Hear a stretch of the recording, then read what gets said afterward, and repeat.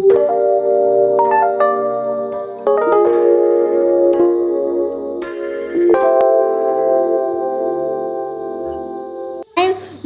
মোক বহুত দিনৰ পৰা কৈ আছিলে যে লালমোহন বনাম খালি বনোৱা নাছিলে আৰু যেতিয়া লালমোহনটো পেকেটটো আহিলে তেতিয়াহে বনালে আৰু খাবলৈ বহুত ভাল লাগিছিলে খালি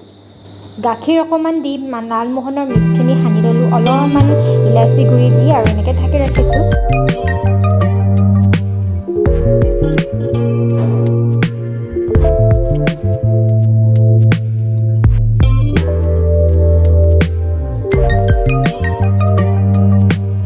লালমোহনৰ মিক্সখিনি অলপমান পাতলকৈ সানিছোঁ আৰু অকণমান দেৰি ৰখাৰ কাৰণে এনেধৰণৰ ডাঠ হৈ পৰিলে আৰু এতিয়া ইজিলি ধুনীয়াকৈ আমি বলছ বনাব পৰাকৈ হৈ গ'ল আৰু বলছ এয়া বনিলে মোৰ যে ইমান ভাল লাগিছে আপোনালোককো দেখুৱালোঁ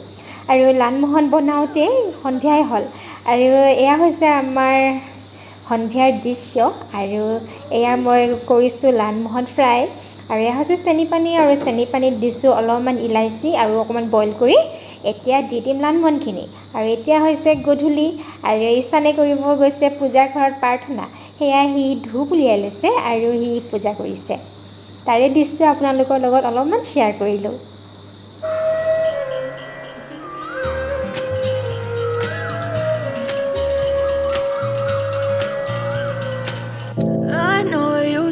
Your friend you're not okay and tell me what's wrong and why you never said you felt that way